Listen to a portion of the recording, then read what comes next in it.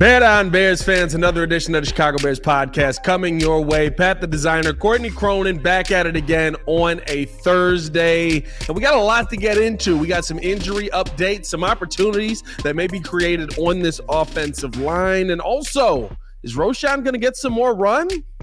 I'd be excited about that. We'll talk about all that and more on today's episode of the Chicago Bears podcast. Hit that like button, subscribe to the page, leave a 5-star review. Y'all know what to do. Courtney, what's going on up at Hallis today?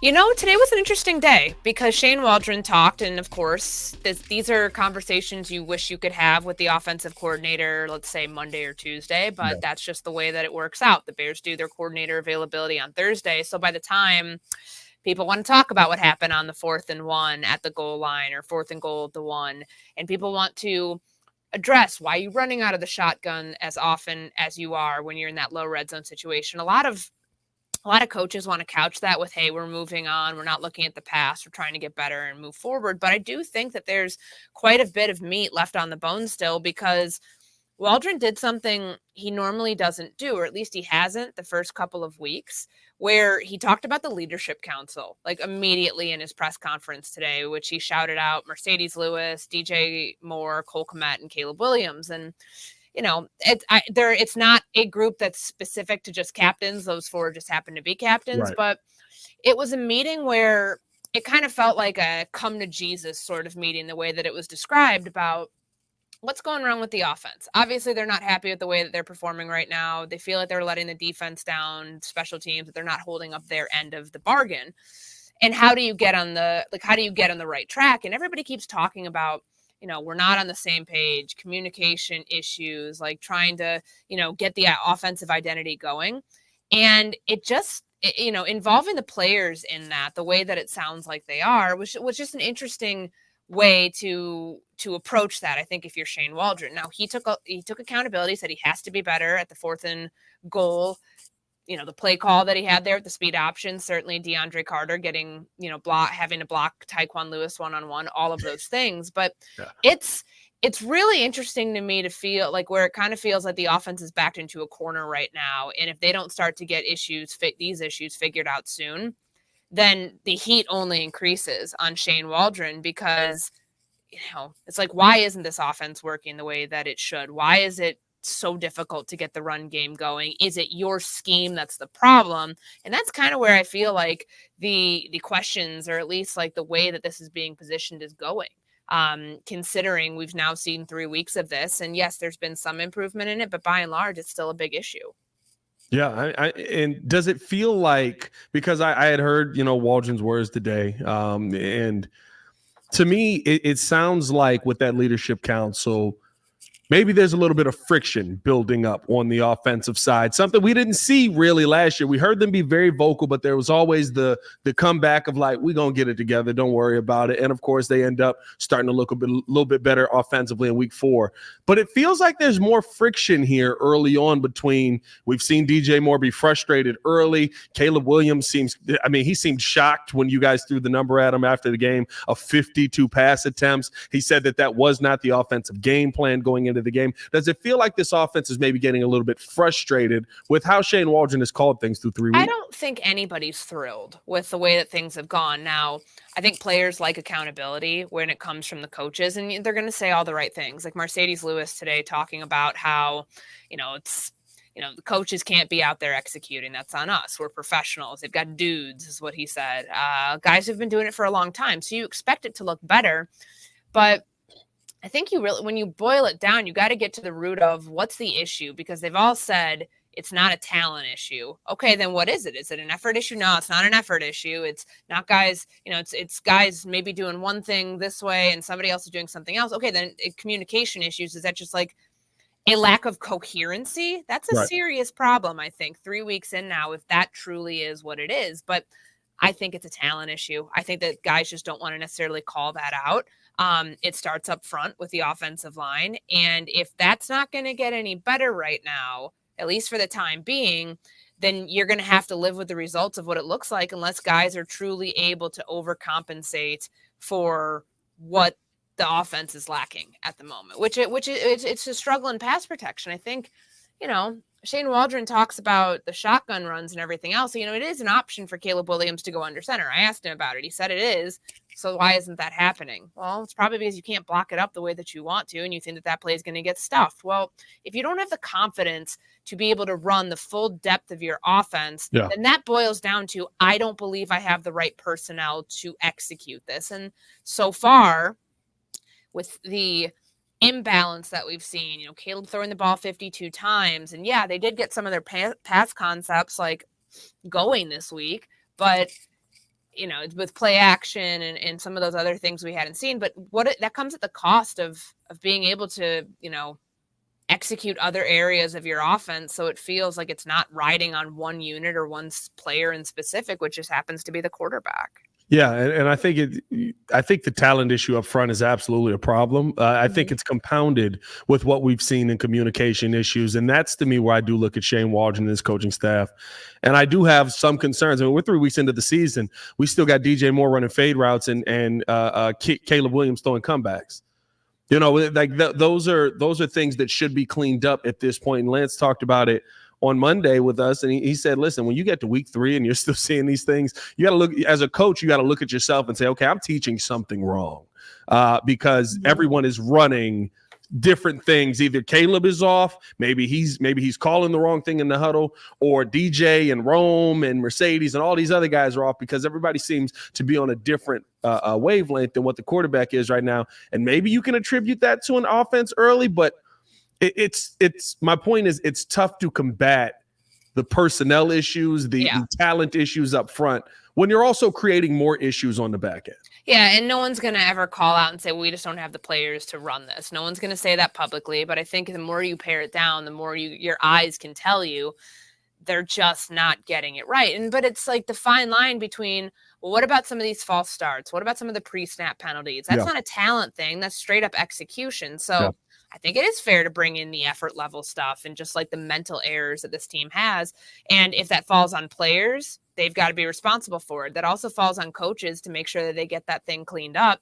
And you can have all these great practices. I feel like you just don't want to venture into the territory of, man, you know, rough game on Sunday, but man, we got out there Wednesday and had a great practice and we're feeling good. Because what does that translate to if not for just like one practice that's a one-off during the week? Like, you can practice hard, but if it doesn't translate to the game, nobody wants to hear you say that. Nobody wants to hear that be like the reason for optimism. The reason for optimism will be, can they start running the ball effectively? Can they start using the players who make sense and certain down and distances? Roschon Johnson, for example, I know we talked to him yesterday, and, you know, he wasn't, you know, nobody never wants to not be on the field, right? Like, but like, obviously, like, I'm sure, you know, I asked him about, like, you know, how did it feel like when that goal line series is happening, you just convert a 4th and 1 at the 5 ahead of the 2-minute warning, and then you're off the field?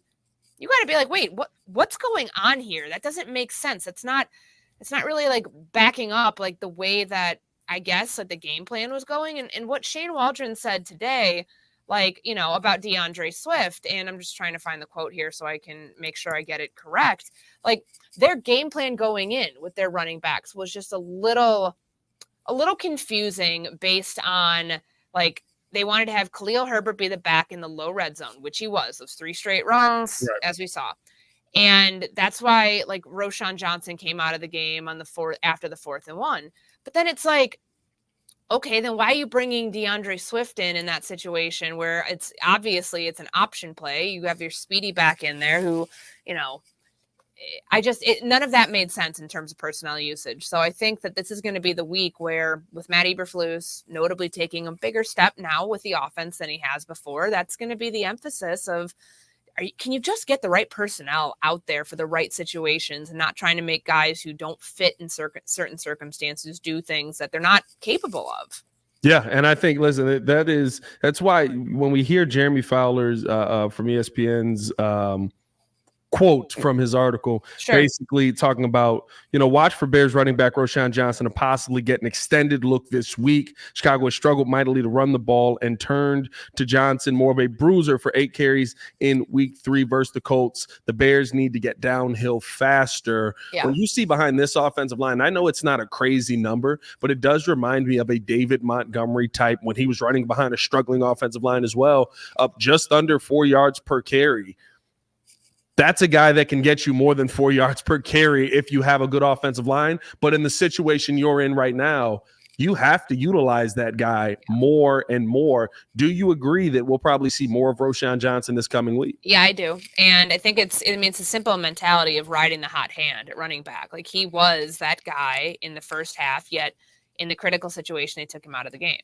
How does that make sense? How does it make sense when the previous third downs that you had run, like, because they threw out in third down a lot in the first half, majority of those were throws, but Roschon converts one of them. I think then he sets up, obviously, like the 4th and 1.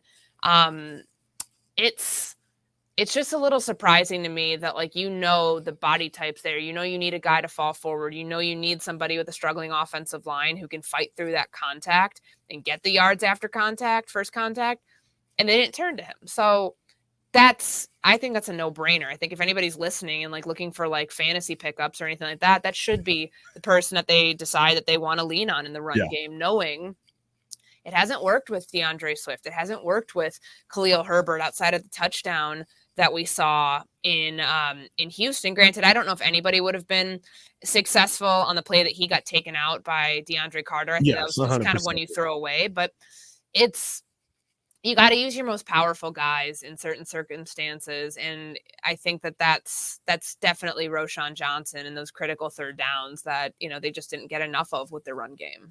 Do you feel like what kind of usage are we talking about? Roschon basically being the lead back in this situation? Until DeAndre Swift can prove otherwise, he's got to be, right? Like, I know that in my mind, we know how the politics work on $8 million.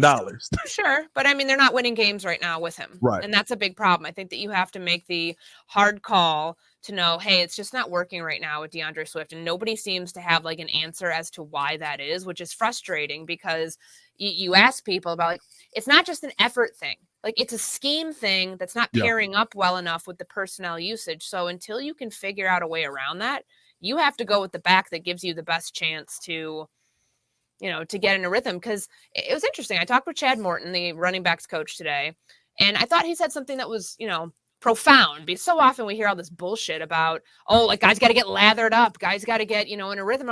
You don't have time for that sometimes, especially when there's offenses where they don't have a lead back and they go by committee. Like, you've got to go and you've got to be effective from the jump. You don't have 5-6 carries to start getting yourself into a rhythm. That's a luxury.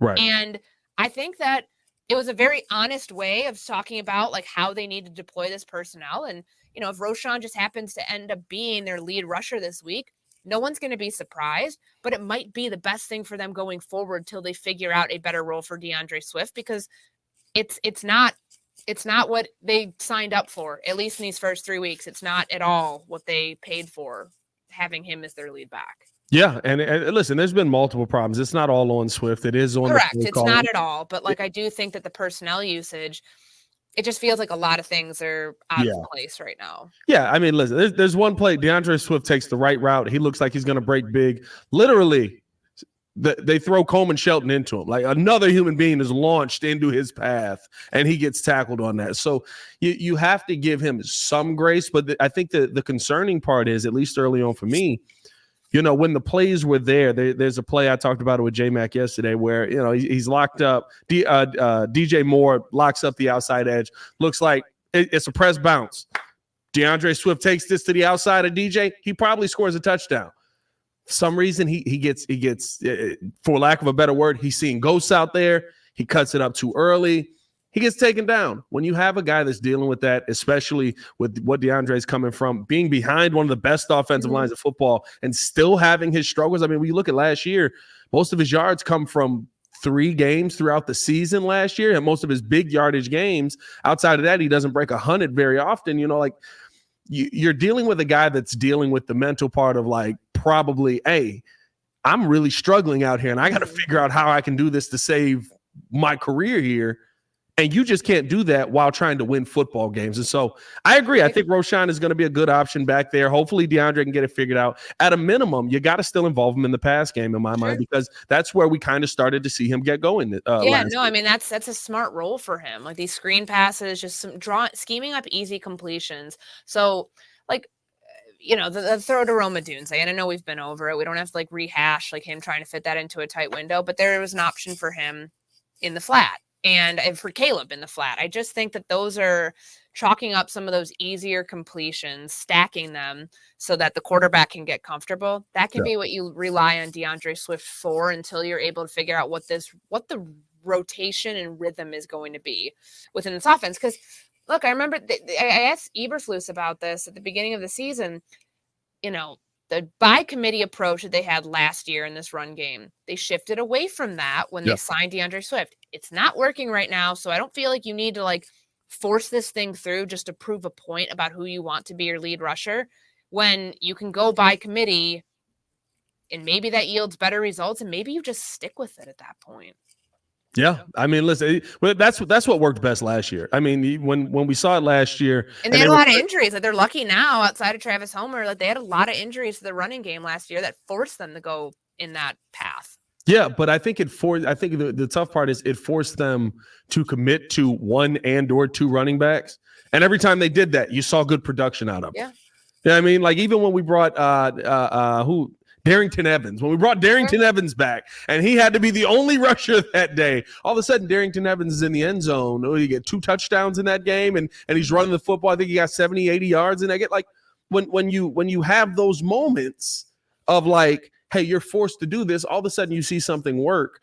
It is one thing to me where it's like you keep going away from this, trying to do this by committee thing. You tried to do the lead back thing with DeAndre Swift. I think you just put the wrong name back there. I don't think you change your philosophy up. I think you change out the name because DeAndre Swift doesn't have it right now. And so you got to make those adjustments. The good thing is, though, we're getting, it seems like, and we'll see what the injury report yields today. We're recording this before Bears injury report comes out. But it seems like you may be getting a certain weapon back that should be very important for this offense. One that we haven't seen since week 1 in Keenan Allen. Everybody up there seems very optimistic that not only is Keenan Allen going to continue to practice this week, but that he should be good to go for Sunday, at least when you hear the comments about him. Where's the feeling on Keenan Allen right now for you, Courtney? I think that it's trending in the right direction. We'll see if he was limited on Thursday. I do think that they're trying to slow play this so he doesn't have a setback, but it's huge for Caleb Williams if he gets him back. Very clearly by the numbers, he was the number 1 receiver in that first game. I mean, 4 catches for 29 yards after you were targeted 11 times. There's a lot left on the table, but that's a security blanket for Caleb Williams on some of those underneath throws. So he doesn't necessarily have to fit in those tight window throws or take as many chances when they, have resulted now in four turnovers. So I think it'd be big. I think it'd be really big if they can get Keenan Allen back against this pass defense that's been, kind of up and down the last couple of games, the first 3 games, and just giving Caleb the full complement of his weapons. He hasn't had it since week 1. And I think, week 1's a game where he's still trying to figure it out. The offense didn't look good. The passing game has made some strides since then. So if you can insert him back into the lineup now to start, hopefully capitalizing off of a more balanced approach, knowing that, Caleb can say what he wants about wanting to, being okay throwing the ball 52 times a game. They obviously don't want to do that. It's not sustainable. But like having another receiver in the mix that can take some of that load off of you, I think is a huge thing. Yeah. Because DJ Moore had Rome Odunze had a great game. Cole Kmet had a great game. There's going to be teams that try to adjust to that and take those players away. And to be able to have the next person that's in line there, whether it's DJ, whether it's Gerald Everett potentially, whether it's Keenan Allen coming back, whether he's on a pitch count or not. I think he's, it's clearly an asset to this offense when they're able to utilize him in whatever capacity that ends up being, especially knowing that they're still have no proof of getting this run game going. So until they do, it's probably good to have more receivers available to you than not. Yeah, no, I think it's a massive get back because just for third down efficiency, I mean, it's been something that the Bears have struggled at woefully through the first 3 games. Kind of got better there in the second half of that last game. But, I mean, realistically, they have struggled just about every game to be even in a good position for a short third down. I think Keenan Allen, at a minimum, gives you that safety blanket there, gives you that security there. Cole Kmet kind of stepped up in that role as well, and it was good to see that. But offensively, I mean, listen, we know who's going to be the guy who's probably the least covered out there. It's going to be the guy with the heel injury or with whatever it is. Like, I think that's going to be just one guy that's consistently open that has good hands that Caleb can rely on. You got to establish this running game, but if you got to throw the football, It's better to have him than not. Yeah, and that's you just for his sake, you just hope that he doesn't do anything to like re-injure that because he aggravated it to a point where it cost him the last 2 games, and we'll have a chance to talk to him on Friday to kind of see where he's at, how he's feeling. But I mean, when I was, at practice, he's moving around, which is a good thing. Like that's a good thing to see that he's in a limit. He was in limited capacity Wednesday. Again, we will see how he's designated on Thursday, but to be able to move around, to be able to get some work in a receiving core that, is still dealing with the Rome Odunze injury, which great. Like it's awesome that he has a sprained MCL and he's working through it and put up like 116 receiving yards last week. That's awesome. Now, can Keenan Allen do the same dealing with his own injury? We'll see. But you got to know too, like that he was supposed to be a really big part of this offense. Can you start to see the benefit of that with him back and how quickly you get there? I think will determine just what the story is next week when we're talking about the Bears offense. Yeah, 100%. It's not, and it doesn't get easier for the Bears offense either because you got 2 guys that popped up on the injury report that you were not expecting to pop up on the injury report on that offensive line. Darnell Wright, DNP. That was a bit of a concern yesterday, and maybe leads to some of the reason why he struggled so much. I think that would almost give Bears fans a better answer than this guy's regressing. And then Braxton Jones popping up as limited. If those 2 are not able to go, is week 4 going to be the first week where we see Karan Amagaji finally get some work in with this first team unit? So there's a couple pieces there from what we know about Darnell Wright's injury. Matt Eberflus said he's hopeful he'll be back, but he also didn't specify. Is that a quick injury? Is that something he said day to day? But, he didn't practice on Wednesday. It's a back injury. And you're an offensive lineman. That's probably something, considering the severity of it, kept him out of practice that they don't want to mess with. Right. I would not be as concerned about Braxton Jones. He dealt with I don't know if that's the same injury because remember they didn't give us a designation on him because he went out of the game in the first half and then came right back in. Right. So certainly monitor it, but like they really only talked about Darnell Wright being an issue, and that could be a number of different people, but I think one you've got to take away, at least for now, is Matt Pryor. Because when we talked to him yesterday, he was asked, like, do you know where you're starting this week? And he said, right now it's at guard. So that means 2 things. That means Karan's probably the option that you're looking at over at right tackle, considering you don't really have the tackle depth to pull from elsewhere. And that probably means if that holds true, that Nate Davis lost his job. Like, for real. Like, I feel like everybody's kind of glossing that part over, right? Like, we saw Davis go out there. He looked fine for 1 snap. And that to me said, okay, this is more of a benching than it is, hey, he's still dealing with a groin injury or whatever. Because he lasted 1 snap in Indianapolis. He's still being listed with the groin injury. I feel like that one is almost as good as being a permanent, hey, there's a different right guard than the guy who started the season at right guard. But, yeah, for Darnell Wright, if Karan Amagaji, who's, not been on, he was active last week, but like for him to start like kind of getting into the mix, he wasn't on the injury report yesterday. So that's a good sign that maybe he is ready to take. I mean, it's going to be a lot to go on, to go on 4 weeks now. This will be your first game snap at right tackle. It's probably not what he anticipated for the start of his NFL career, but if it happens, at least it's a better option than pulling somebody who's never, who doesn't have the experience, but also isn't a 3rd round pick like he is. They saw something there and they just didn't know how soon he'd be able to get on the field. And now that we know that he's very likely going to be available, that could be an option that they go with right tackle. Yeah, and to me, it's just, don't go with what doesn't work. Don't throw a body out there because he's got experience. At some point this season, you got to get this kid some experience. The other option, of course, would be Matt Pryor. Matt Pryor had played some right tackle when in his time. Sounds like he's playing guard. But it's not good. It was not.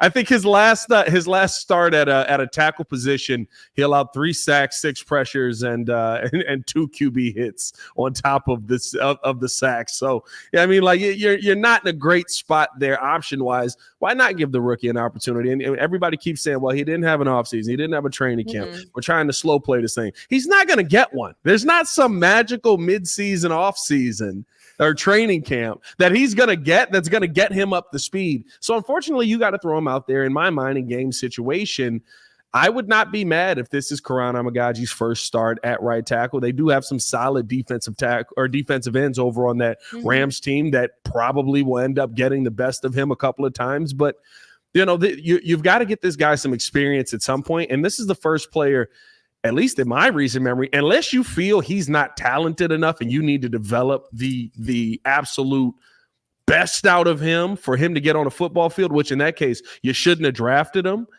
You're kind of in a situation where if you're not putting him out there this week, when are you putting him out there? Yeah. And yeah, if it doesn't go well, at least you have experience with him, right? Like I think the hard thing is that they just don't have anyone else right now. Like you have to wait until after week 4 to get Larry Borum potentially off IR. You need to wait till after week 5 for Ryan Bates. So it's your best option right now. But it goes on coaching too. Like how is he being like, we'll see if he ends up having to play this weekend because Darnell Wright can't go. And again, there's a couple days left that they can figure out like the severity of it and all of that. But coaching, I think, comes into play here too. Like, how ready is this guy to go? I mean, he's had the quad injury. He's been limited in some of the practices to start the season after kind of starting training camp a little bit after midway through. But it's the best option that they have right now. Yeah. If they feel, because I don't know why they would put Matt Pryor back at right guard or not at right tackle if they felt like that right guard was like, could be solved with someone else. I don't think they would put Karan at right guard. You know what I mean? Like, I feel like that's, what Flus said yesterday was, Karan is an option at right tackle. So it seems like you kind of have 2, but since you already, at least the way he's presented it to us, have told us you've got 1 going somewhere, then that's interesting. Yeah, we'll see what it ends up being. Listen, the injury report yesterday was not thrilling. A lot of limited, though. Kari Blasingame coming back limited, which was good to see. He was dealing with some DNPs last week. Yeah, and it'll be good for, the run game. If they can get the fullback in there and run more 21 personnel, which they have not been able to do because he's been hurt the last couple weeks, that would be good. No, 100%. Would love to see him back out there. Darrell Taylor, DNP with some illness. Terrell Smith had a hip issue. Pickens had a groin issue. We've kind of glossed over Zach Pickens, and we don't need to spend a ton of time here. But this is, we're talking about Karan Amagaji, right? He's the 3rd-round pick. He's got to play. You got to show me something. Zach Pickens has not only been banged up, but has completely regressed this season, almost from training camp on. I mean, my lasting memory of Zach Pickens this season is him getting absolutely manhandled by a backup center in Cleveland or in the Hall of Fame game. That game. Is there some concern here that Zach Pickens is just a miss at this point? Well, I mean, remember what Eberflus said in Kansas City, that he was so concerned about the defensive tackle depth. And that's why they went out and signed Chris Williams or traded for Chris Williams. I mean, I don't know if that really fixed anything, but it's a numbers game that's not really at their advantage. And Zach Pickens with the groin injury, I know there have been a couple guys. It's kind of like sometimes there's always one injury that seems to pop up and affect a bunch of different players. It seems like the groin was the one this year, soft tissue, that's affecting Zach Pickens. Now, it really hurts him more than it hurts the team, because this is his opportunity to prove in year 2 that he can make the jump. He can make considerable contributions. Him being on the sideline doesn't help him there. Now, if he goes down, if somebody else goes down, if Javon Dexter goes down, if Andrew Billings goes down, they're in a tough situation. And even like last week, there was kind of all right, well, what about Billings being on this injury report? He's on the injury report yesterday. Yeah. He had, let me see. Was he not on the? No, yeah, he was. he has a knee injury. He was on. Andrew Billings was on there with a knee, limited He's yesterday. got a knee injury. I mean, that doesn't, I'm sure he'll play through whatever it is because he was on it last week and played through. But that's still like not something that you feel like super duper confident about, knowing that the depth there just still is not really, it's not great. And when the guy who's going to be relied on, or at least you'd think would be relied on in that situation for depth, can't really provide you anything, that's a problem. Yeah, no, it's a massive problem. I mean, I guess it did bring one thing good today. The Chicago Bears signed for all of those underdog story guys out there that love the training camp stories and all of that. Travis Bell is back in the building. Yeah, I mean, one of Ryan Pohl's favorite guys. We saw him. I will say, like, for a practice squad guy, a 7th round pick, he was back in the locker room today. The juice that brought, like, everybody seemed really happy to see him, which I thought was kind of cool. I don't know. I mean, signed to the practice squad. I don't know if they'll elevate him. I don't know. I mean, I don't know where he's been. I'd have to like look that up, but I don't know. I mean, it's just, like to the overall point though, their defensive tackle depth is still not in a great spot. Yeah. No, 100%. I was trying to see, he got 2 games last year with Atlanta. Got 2 tackles in total. So I don't know where he was during the offseason. I'd have to look that up to see if he was on somebody's practice 90-man roster. I would assume he'd be on somebody's 90-man roster somewhere. Yeah, no, for sure. I mean, listen, as we finish this thing out, Courtney, when you look at the injury report, it is getting a little bit longer day by day here. Is there a name that stands out on there that maybe has been added to it, or that has been that was DNP that is concerning to you heading into this game versus the Rams? I mean, I don't think there's anything that's like. I mean, we talked to Sweat today. He was on there with an elbow, but he's been on there, I think, the last couple weeks. With something. You just really hope, I think, for Keenan Allen's sake, that it doesn't become this stop, start thing. And the Bears, Eberflus said he doesn't think it's something that's going to linger. But, what happens if he gets out there and he can't plant, he can't cut? Like, and those are all questions that will be good to get some answers from him, just about like how this heel injury has limited his mobility, but also like his functionality of being a wide receiver. Because if he has to alter his game, I don't doubt that there would be anybody who could better than, it's a 12-year NFL veteran who is in the process of trying to prove, hey, I still got it. I can still play at a high level. I deserve another contract, probably his last contract, but he wants one. Not getting the season off on the right foot, pardon the pun, is not great for him. But like, I'm very curious to see how this affects his mobility in this game, if he is indeed available, and if they do have him on a pitch count. That was a crazy pun, Courtney. That was wild of you throwing that one in. Hey, we appreciate you guys for tuning in. Appreciate Courtney for giving us all the updates from Hallis Hall. Let us know your thoughts in the comments below. What are your thoughts on Keenan Allen possibly returning to this lineup? What are your thoughts on Roschon Johnson possibly becoming the lead back of this Chicago Bears offense? We'll see what that ends up showing on Sunday. Hopefully a run game that can be actually utilized and consistent, and we can finally talk about it getting over 100 yards. But baby steps, maybe just like 80 would be great. Appreciate you guys for tuning in and showing love. As always, hit that like button, subscribe to the page, leave a 5-star review. Y'all know what to do. For Courtney, Cronin, it's your boy Pat the Designer, back at it again. Y'all stay safe out there, Chicago. Bear down. One love. Peace.